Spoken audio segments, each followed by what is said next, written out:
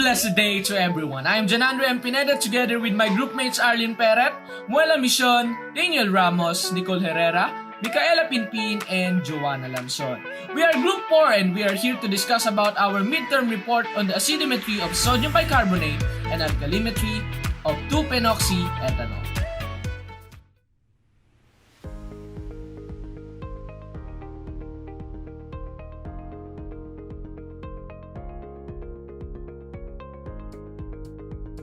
So before we can discuss about our topics for today, let us first define what is acidometry and what is alkalimetry. Acidometry, when defined, is the specialized analytic use of acid-base titration in order for us to determine the concentration of a basic substance with the use of a standard acid. Alkalimetry, on the other hand, parang pareho lang sila, pero alkalimetry is used to determine the concentration of an acidic substance naman with the use of a standard base. So these are both important, especially in our analysis. And knowing this, we can now proceed to our topics.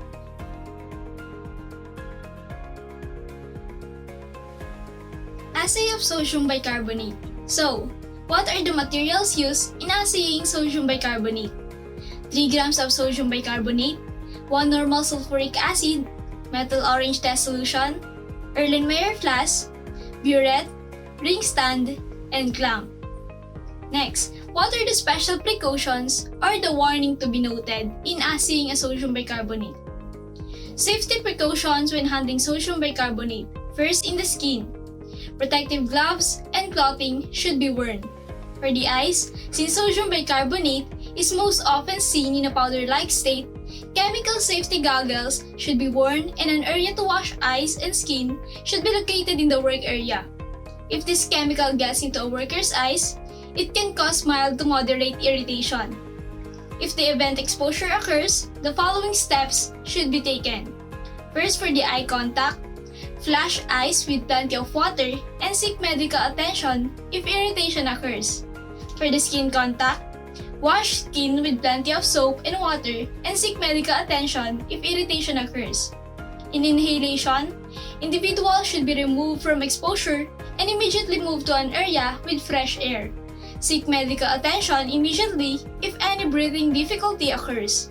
In ingestion, drink plenty of water and seek medical attention if discomfort persists. So what are the proper sodium bicarbonate storage? Sodium bicarbonate should be stored in a tightly closed container and placed in a cool, dry, well-ventilated area. Keep away from acids, excessive heat, and moisture. Next is the procedure. Weigh accurately about 3 grams of sodium bicarbonate mixed with 25 ml of water, add methyl orange test solution, and titrate with 1 normal sulfuric acid. Each milliliter of 1 normal sulfuric acid is equivalent to 84.01 mg of NaHCO3. Because of the pandemic, hindi natin siya matatry gawin sa laboratory, so I do some research kung paano siya gawin. And ipapakita ko rin siya sa inyo para magkaroon tayo ng kaunting kalaman kung paano nga ba siya ginagawa. Take note na hindi siya kamukha ng sukat na mga sinabi ko kanina from the book. So, here it is. We have to put sodium bicarbonate in our conical flask. Then we have to dissolve it in 50 ml of carbon dioxide free water into 50 ml of this conical flask.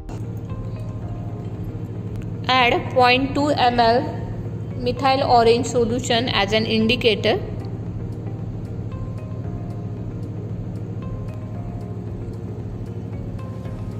Then we have to, next step is titrate the solution with standardized hydrochloric acid, that we already standardized this hydrochloric acid until the solution become pink. So before starting we have to fill the burette up to 0 mark. Then we started the next step, that is we have to add a drop wise hydrochloric acid for this assay purpose.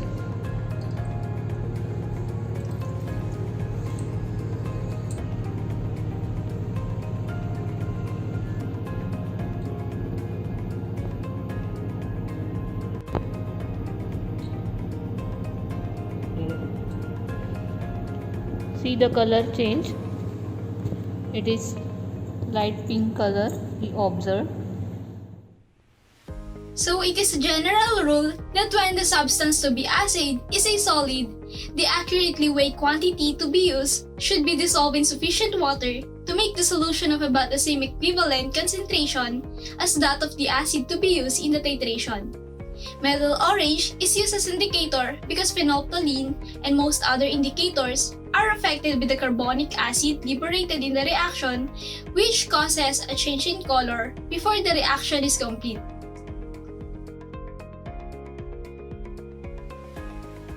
For questions number 1 and 2, write ionically all equations for all reactions that occur in the above acid.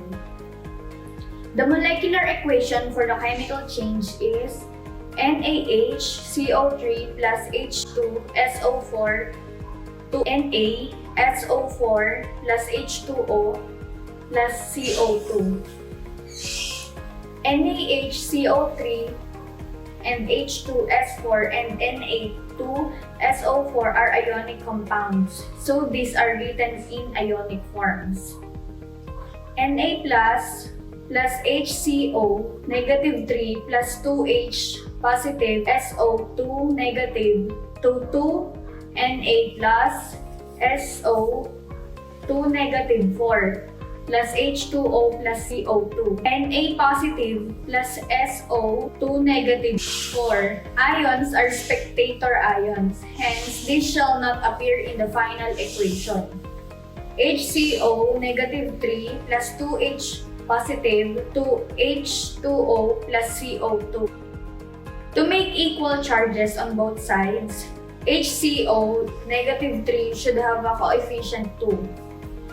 2HCO negative 3 plus 2H positive to 2H2O plus CO2. In order to balance the hydrogen and carbon on both sides, the molecules of H2O and CO2 should have a coefficient 2 respectively.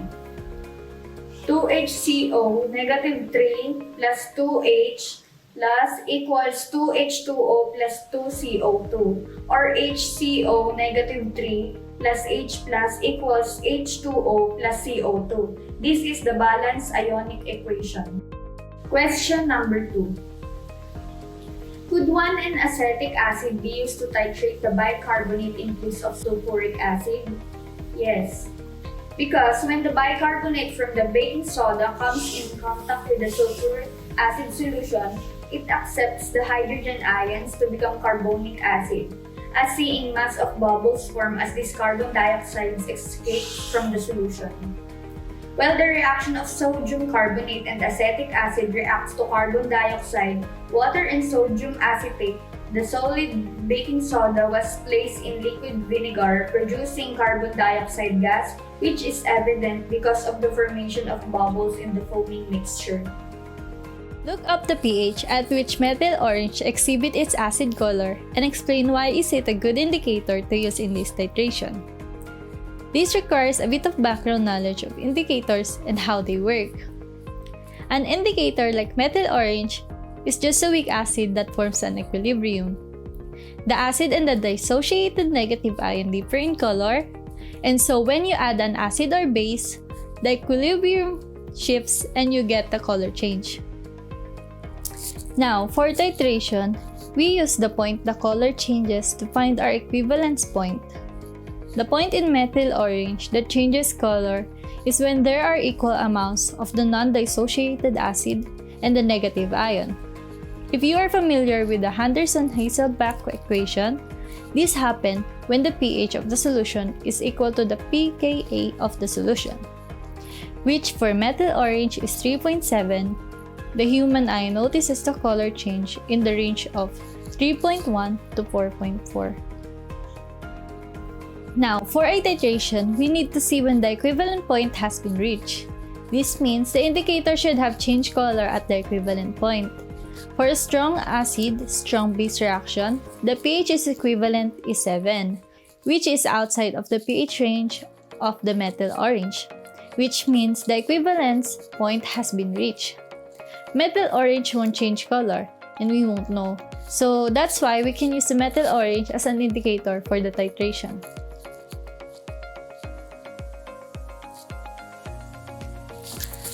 Exactly 3.0 gram of NaHCO3 is dissolved in 25 ml of water in the above assay. What will be the normality of the solution? So step by step, 3.0 plus 25 divided by 25 times 100 is equals to 103.0. The exactly 3.0 gram of NaHCO3 is dissolved in 25 ml of water is 103. To get the solution, 3.0 plus 25 is equals to 28 solution. So for the question number 5, if a 0.2800 grams of sample of sodium bicarbonate of 96.5% of NaCO3 is titrated with 0.9165 N sulfuric acid, what volume of the acid would be required to produce an endpoint? So in this question, volume is the missing or ang volume ang ating hahanapin. So in order to get the volume, we should have the given, solution, and also the final answer. So without further ado, let's get on to the solution. So the first step is write the given. So mass of sodium bicarbonate is equals to 0.2800 grams titrated with 0.9165 N H2SO4 or sulfuric acid. So the second step is the 96.5% of 0.2800 grams of NaCO3 is i-divide natin sa 100. So the solution would be 96.5% over 100 times 0.2800 grams of NaCO3. So, kapag kinalculate natin siya, the answer would be 0.2702 grams. So, after getting the answer, we should find the most of NaCO3. So, the formula would be most of NaCO3 equals to mass over molar mass of NaCO3. So, ipapalit lang natin yung nakuha nating sagot kanina dito sa formula. Then, ang molar mass ng NaCO3. Then, the solution would be molar mass of NaCO3 is equals to 0.2702 grams over 84 grams per mole, since the molar mass of NaCO3 is 84. So, if we calculate that, 0.2072 divided by 84 is equals to 3.217 times 10 raised to negative 3 mole. Then after that, we should put the 2NaCO3 plus H2SO4 in Na2SO4 plus 2H2O plus 2CO2 in order to get the mole of H2SO4. So for that, H2SO4 is equals to M equals N over 2. So yung nakuha nating sagot kanina, alagay natin dito yung 0.9165 N over 2. So if we calculate that, 0.9165 over 2, the answer would be 0.45825. So, from above the reaction, it is clear that 2 mole of NaCO3 required 1 mole of H2SO4. So, yung mole of H2SO4, magiging formula niya ay mole of H2SO4 equals mole of NaCO3 over 2. So, ilalagay lang natin dito yung nakuha nating sagot kanina. So, the formula or the solution would be 3.217 times 10 raised to negative 3 over 2. So, the answer would be 1.61 times 10 raised to negative 3 mole. So, malapit na tayong matapos. Pero, lagi natin tandaan na ang volume ang ating hinahanap. So, in order to get the volume, we should put the formula volume of H2SO4 equals moles over molarity. So, yung nakuha nating sagot kanina is ilalagay lang natin dito sa moles over molarity. So, the solution would be 1.61 times 10 raised to negative 3 mole over yung molarity, which is 0.45825 mole per liter. So, ikakancel natin yung mole. Then, ang matitirang unit is liter. So, i-divide natin yung dalawang given na to. So, the answer would be 3.59 times 10 raised to negative 3 liter. Thus, the volume of H2SO4 required is 3.51 ml. So, we got the final answer, which is 3.51 ml.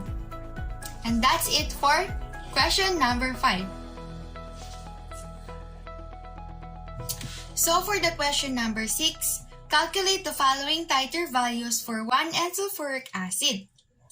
So, we have the given the A, KHCO3, B, K2CO3, C, CaCO3. So, to calculate that, let's start. So, yung first muna is yung KHCO3. So, we have the formula N times ml HCl equals to weight sample over MEQ. So, 1N times 1 ml HCl equals to weight sample over 0.112 MEQ. Because KHCO3 is 0.112 MEQ. Then, after that, 1,000 times 0.100.12 equals to 100.12 mg KHCO3. Then next is B, which is K2CO3. I'll repeat the formula, which is N times ml equals weight sample over MEQ. So 1N times 1 ml HCl equals to weight sample over 0.069105 MEQ. Then after that, the 0.069105 MEQ, ita-times natin siya sa 1,000. So the answer would be 69.11 mg of K2CO3. Then the last one is letter C, which is CaCO3. Same formula, 1N times 1 ml HCl is equals to weight sample over 0.0545 MEQ. Then after that, the 0.0545, ita-times natin siya ulit sa 1,000 to get the answer. So the answer would be 50.05 mg CaCO3. So that's it for question number 6. I hope you have learned something. Thank you.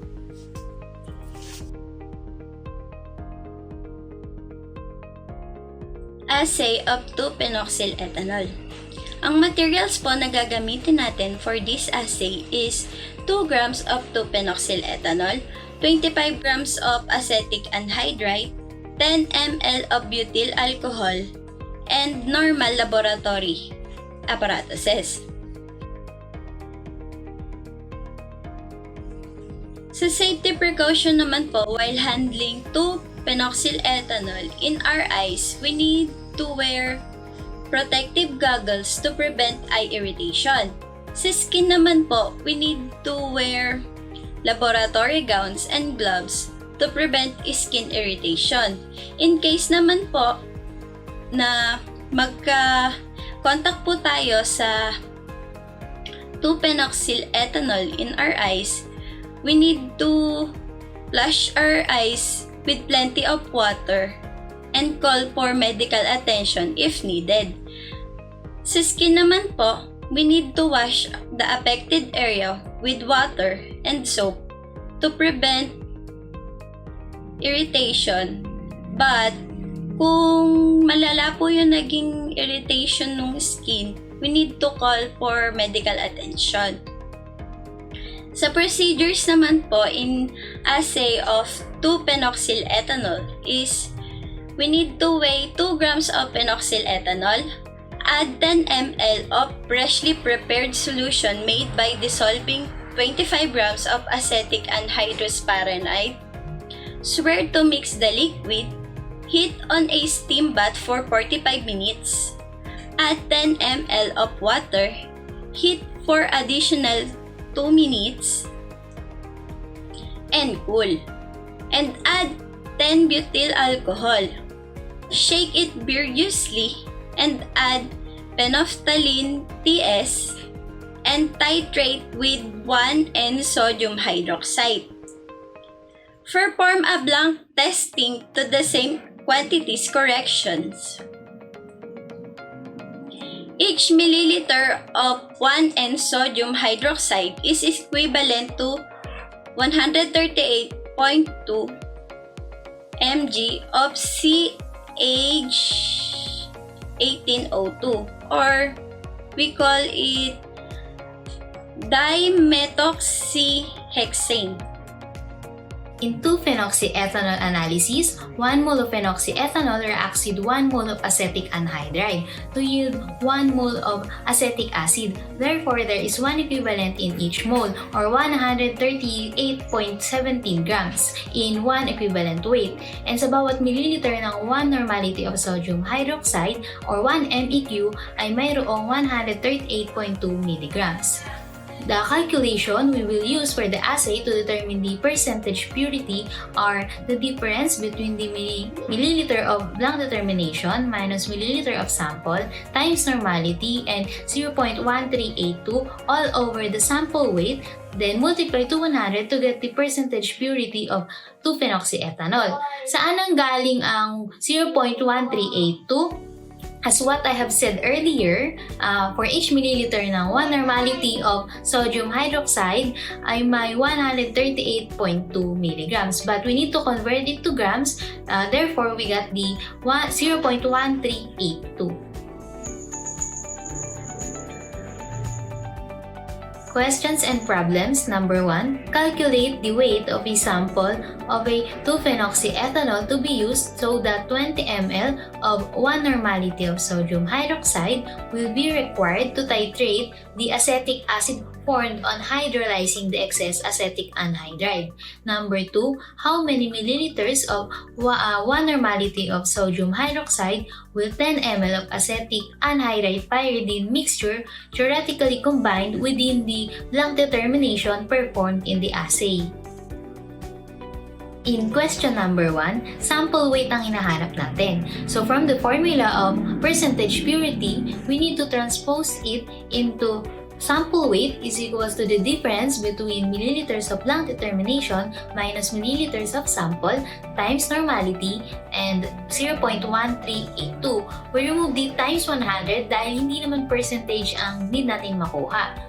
From the question, we have 20 ml of 1 normality of sodium hydroxide. We have the normality, but iisang volume lang ang given. In this case, the 20 ml is already the difference between milliliters of blank determination minus milliliters of the sample. Then, substitute lang natin. Therefore, sample weight is equals to the 20 ml times 1 normality times 0.1382. The sample weight now of the 2-phenoxyethanol to be used is 2.762 in grams.